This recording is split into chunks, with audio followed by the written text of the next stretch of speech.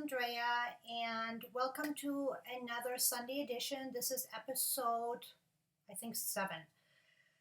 Um, I still have not had the chance. Actually, I had a chance, but the weather has not been great to do a detailed video on my little Sam.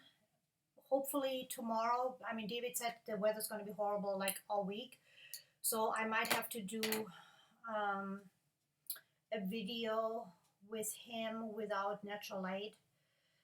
You know, what are you gonna do? So, I was thinking about what I was going to talk about today. If you're new to my channel and new to the Sunday Edition, welcome. Just a little brief explanation what the Sunday Edition is about. Basically, it's my thought and my feelings on what has been going on in the Reborn Doll community in the last week or two. Usually in the last week or two, sometimes it's like in the last month, but I just found out about it. And what my thoughts about the issues are and how to resolve them quicker or quickly, and put some light on certain subjects and some clarity and some honesty into this. So today I want to talk quickly about two subjects. One is the infamous paid memberships on YouTube, and the other is about buying a doll and how you feel once you receive the doll and what you should do if you're not completely satisfied. So let's tackle the memberships only um, topic first. So last night I fell asleep on the sofa and somebody contacted me, sent me a text message saying that Pixie Mommies Reborns had another membership live going on, and I was the topic of conversation again. Now, mind you, I pay my $1.99 for this membership simply because I have been completely harassed by her and four other people on here for the last year and a half. And it started on YouTube and then went into Instagram, onto their private Instagram account, and where artists were informed or were sent a letter. They call it a blacklist of people that the artist should not deal with or sell to because the collectors were not in good credit standing or they were scammers. And I only found out about that through a friend who was in the community at the time, but who did not know who anybody was. Like what Instagram account belonged to what YouTuber. And once I explained everything to her, it was made clear that the letter that was sent came from Random Reborns, and that is Renee. And I will link copies of the conversation I had with the other Instagram follower, this friend of mine. I will link that at the end of this vlog as evidence. I will, of course, not divulge the name because it's not necessary, and it's really not appropriate to throw into this mix here. So if you have been put on a blacklist because you simply wanted a seller on YouTube to fix a doll that you bought for a lot of money, and you're put on the blacklist unbeknownst to you, because these are all private accounts, would you then not be very, very suspicious when somebody has a private membership going? So that's just common sense, I think. And this is no, I could have gone into this membership under a fake name, under a fake account, but I didn't feel I needed to because it is my right as a consumer to go into any membership I like. And as long as I pay my money, that's what YouTube's policies are. And so basically, what was talked about yesterday by Tasha was that she basically threatened me, saying that she was going to call YouTube and tell them that I was harassing her by being in this membership, and that just by being in the membership, this was harassment to her. So I did a little bit of checking on memberships and YouTube as a whole. And what I found out is, okay, first of all, blocking members from commenting. You cannot remove anyone who cannot remove anyone who has joined as a member, but you can block comments, which she has done. I'm not commenting. I have no interest in commenting. I have no interest to really be on her channel. The only reason I'm on her channel is to protect myself, which is really sad that I have to pay $1.99 to protect my own privacy and my own integrity from this woman. Um, so obviously, I'm not talking to her. There's no conversation. There's no harassment. I'm simply there. I pay the $1.99. I have a reason to be there. Now, what she was saying yesterday was that she needs to have about 6 hours of time to, like a block of 6 hours, to um, get through to YouTube and explain to them that she's being harassed on YouTube by me simply by for being on her on in her membership. So this is how this is going to go with YouTube. Is she's going to get a YouTube staffer on the line, and the YouTube staffer is going to say, "Well, how are you being harassed?" And she's going to say, "Well, this woman is in my membership." Well, why is she in my membership? I don't know. She wants to spy on me. Why does she want to spy on me? Well, because she doesn't like me. Well, why doesn't she like me? Well, because I made videos about her and I talk about her. Well, is she? How is she harassing you? Is she leaving comments? No, I have a block. So how is she harassing you? Well, just by being on my channel. Well, is she paying for the channel? Is she paying her dues? Yes, that's not harassment. So, but what can happen is, and what I'm seriously thinking right now is, I will call YouTube and I will tell YouTube that this channel is being used to attack me. Not only to attack me, obviously, but nevertheless to attack me. Um, it's very simple. If she would have never ever used my name on her channel ever, I would not have to be there. I would not have to pay my $1.99.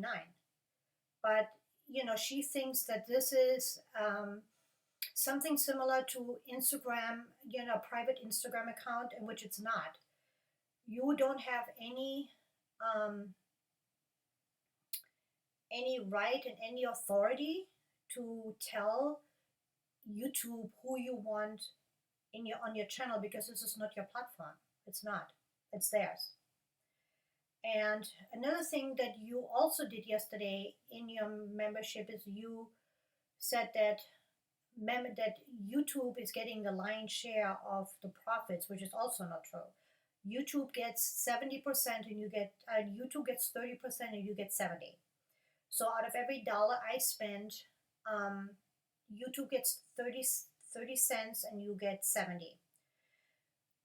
The reason the membership were set up was for creators like me and anyone to make extra money, because a lot of creators got out because they just weren't making enough money doing this for all the work that they put into it.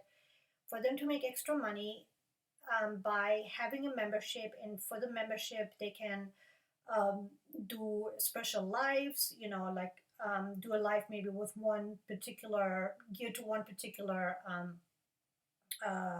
member.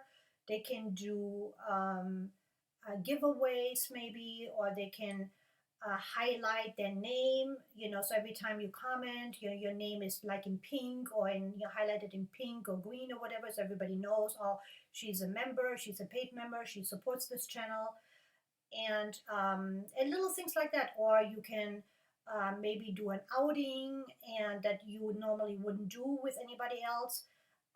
But that being said, whatever is being shown on your channel is not private. It's an honor system, basically. Like like if you say to somebody, can you please not share this doll or this piece of jewelry or whatever I'm showing you, or my family, with your friends or whatever, then usually about 99% of the people will honor that. Unless you are Tasha, who does not have a very good standing with me. That being said, I have not divulged anything that has come from her channel. Nothing about any topic, because I have no interest in that. I have no interest what she's talking about, what doll she has. I don't care. This is like the least of my care, what she does in her life. The only care I have is that she stops talking about me, period. That's not that difficult to understand. So maybe I need to call YouTube and tell them that's what she's doing with this channel. And I don't think that I mean, I don't know YouTube, but I don't think that they will look lightly on this. Um, let's see what else we were talking about. Okay, the $1.99 is like another thing that I don't understand. Most channels that I subscribe to, like political channels and family channels, they charge like a $4.99 for the memberships, and you have to have like 30,000 subscribers. So if anybody's out there that is listening to this, if you can tell me what I'm missing here, why Tasha and Jen have a $1.99 membership channel and they only have, a few thousand subscribers. How is that even possible? And what am I missing here between the really big channels that I follow and these little pretty, little tiny piddly channels?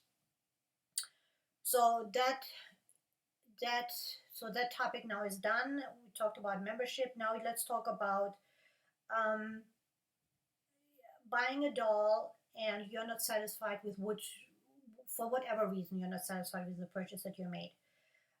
As you all are aware, I made a video in regards to the Reborn Doll Collective, in regards to that silicone doll that she bought in August of last year and then sent back and got a new one in October. I said at the time that she paid $4,500 on an eBay auction, and I have to clarify that that was a mistake on my part. She paid actually $4,100 because I have I talked to somebody else on Instagram about that, and I have the conversation here. That is also the person that talked to me about and informed me about that blacklisting that Ines is doing. I think it's Ines, Katie, Pixie. Jen wasn't involved in that at all. So it was Ines, Katie, Pixie, Renee. Renee is the one that sent the letter out, that mass email out. So let's talk about the Dollarium and that $1,600 doll that she purchased, that Ines is still now made 2 videos about. First of all, I would like to know from Ines, what business is that of yours? Who buys what in this community? Who made this a kingdom and made you the queen here? Last time I checked, you're not the queen. You're not the elder here. And for anybody that thinks that Ines and Pixie and Katie are elders here, Let me just tell you this. These people have been here between 2 and 4 years. I've been here a year and a half. Pixie came in here about 6 months later. Pixie started collecting when she started her channel. I started collecting 4 years ago. So, who do you think knows more about dolls, um, me or Pixie? And which was also very interesting when I was um, on the when I was watching the the membership video yesterday of Pixie, and Kelly was in there, and what did Pixie said? I have to paraphrase now, because I don't want to run the video here because that would not be appropriate. I only want to run the things that have to do with me. But she said something to the effect that um, people that only buy a doll once in a while, um, you know, don't really count. They are not really collectors. It's not like her who buys a doll all the time, or Kelly who has been here for 10 years or 12 years or whatever. Those are real collectors, and I have an issue with that as well. Sorry. Um, because you have a revolving door with your dolls, Pixie. You just because you buy and sell and buy and sell and buy and sell and buy and sell doesn't make you any more or less of a collector than somebody like me who has bought maybe 17 dolls in the course of 4 years, while you have bought 17 dolls in 2 years, and bought and sold and bought and sold and bought and sold. It doesn't matter. Collector is a collector. I just keep more of my dolls than you do. And as far as Kelly is concerned, I've been here now for a year and a half, and Kelly has bought one doll in the year and a half that I've been here. So it's not like she's got a mass amount of dolls that she buys. So what makes her a the queen here of buying and selling dolls? Now, um, as far as um, getting involved with other people's sales, uh, it's starting to look pretty bad for you, Inez, getting involved with other people's sales on a regular basis. I don't remember the Dollatarium ever saying that she got ripped off or scammed, anything like that. She just wanted to know, what can I expect of a $1,600 doll? What can I expect? And yes, she can expect a box opening. Contrary to what Shelby is saying, that no, we are paying for the art. Since when is that reality here? If that was the reality, then I don't know what the trip is with everybody spending, out of a 30-minute box opening video, you spend 20 minutes on the fluff that goes with the box and 10 minutes on the doll. If the fluff doesn't really count, why don't you just put that aside then and say that's not part of the sale? It's a completely ridiculous assumption that when you spend $1,600 that you do not expect a certain quality of packaging and extras to come with that. A certain part of customer service. It's like I was saying before, and I've said it before. If you go to Neiman Marcus, you get better service than if you go to Kmart. If you go to if you buy a Louis Vuitton bag, you get a dust ruffle, you get a beautiful Louis Vuitton box, you get you get a FedEx box that they ship it in, you get care instructions, you get like a free customer service line where you can press one and you get automatically put in touch with somebody. You have lifelong customer service, and if something is wrong with the purse, you can bring it back. I mean, it's just on and on and on, and that's the customer service that you get when you buy a high-end product. That is no different in the doll community. Don't let anybody tell you you are not entitled to a nice box opening, to nice quality clothing when you spend this kind of money. It is called marketing for the um, seller and the artist. For example, if I see a Sam by an artist that is beautifully rooted, beautifully painted, it's a beautiful sculpt that comes with a beautiful box opening, and I see the same quality Sam for the same money, but also offers, and I know that this seller does a beautiful box opening. Of course, I will go with this seller that offers a beautiful box opening. Why would I not do that? And that's why they do it, because it's competition. It's competition amongst the sellers, and that's what America is based on: competition. That's this is a country of consumers, and the better person wins, and whoever gives the most um, beautiful product with the most fluff will get repeat clients. And that's how it is, and that's how it needs to be. And um, but that's not even what upsets me here. What upsets me is why Katie had to write underneath the Dollotarium like this essay on ethics. I mean, who are you to write anybody anything about ethics, knowing your background? I mean, please, woman, stop.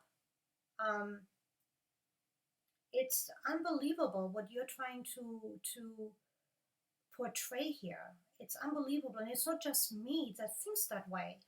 Let me read something to you that I just received today, and I'm not going to divulge who this is coming from. But this is like something that I get on a regular basis, from people. It doesn't make you guys look good. It really doesn't. Okay, it says, "Hi, Andrea. I pray all is well with you. Being meaning to reach out with all the drama stirring back up to check on you. I can't believe they're stirring the pot again on this mess of you being a scammer. Just disgusting.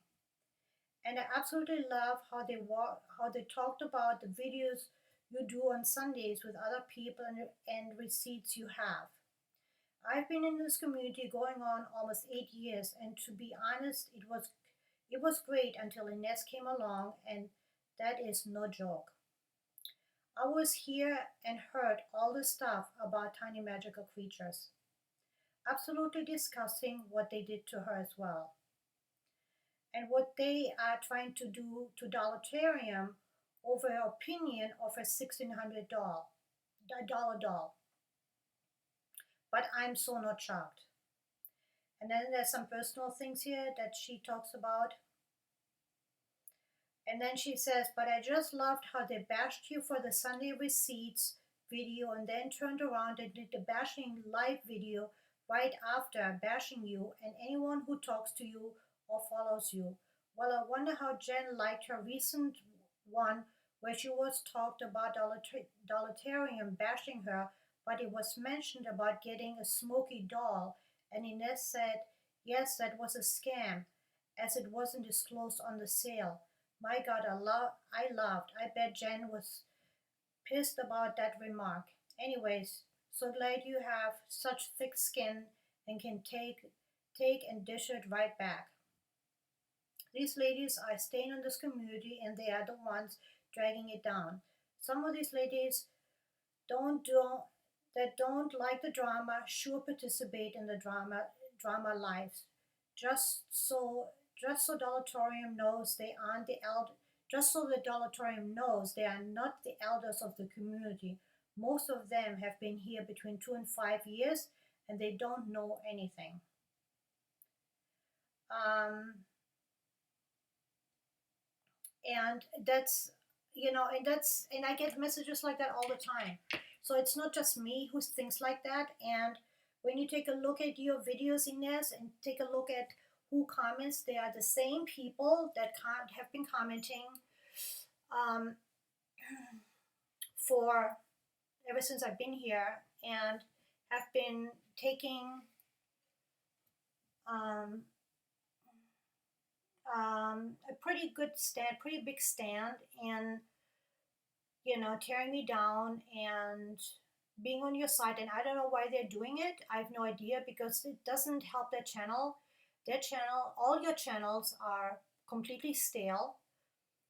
You're not getting new subscribers. I think Shelly is a new one that is clearly not really doing her research on you guys, just like I didn't either. When I first started watching you guys, I didn't do any research either, and research is so important.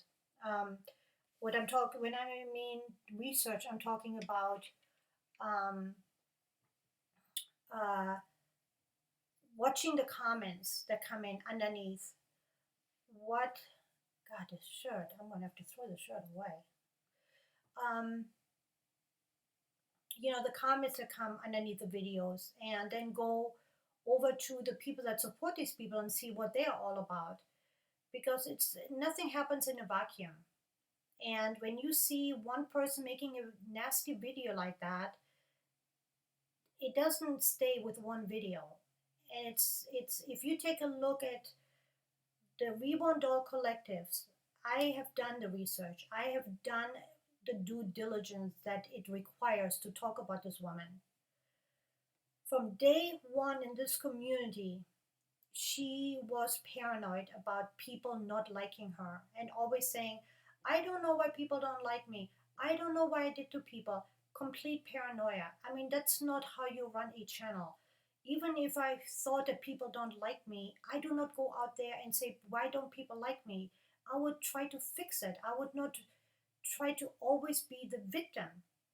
The playing the victim is getting so old, and it's not becoming to a woman that is in a doll hobby. I mean, that's hobby is a stigma in itself.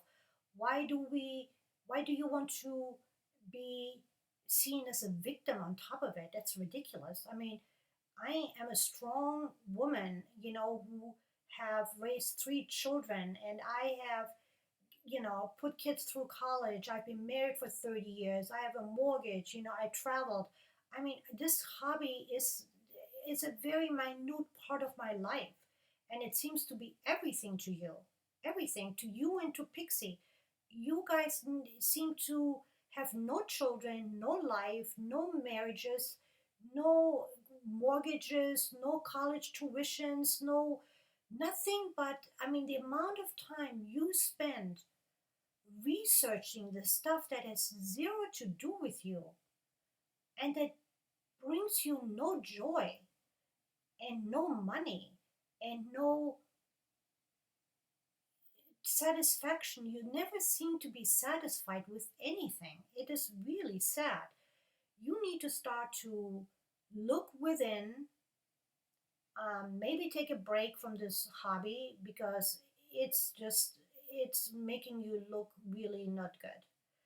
um, So, to all the newcomers here, if you see somebody that's been here for 2 or 4 years, that's not a long time. They are not the elders, and they are not the people that know it all or you should be listening to. Um, the number one thing is character.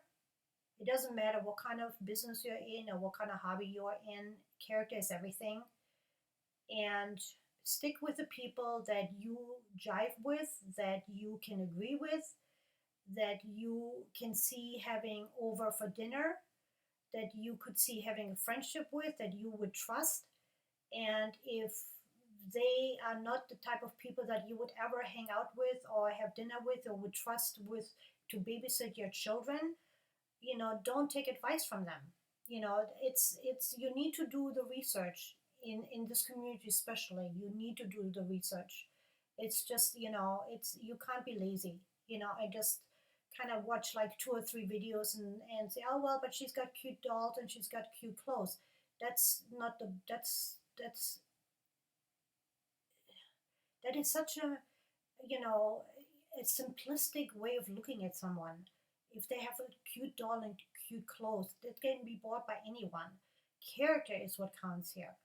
And what your videos are about. Do they have depth? Are they interesting? Are they something that you don't see everywhere else? Do they make you think? Do they teach you something? Do they, that's what it's about. Not just looking at a cute doll, that you can buy yourself and have it.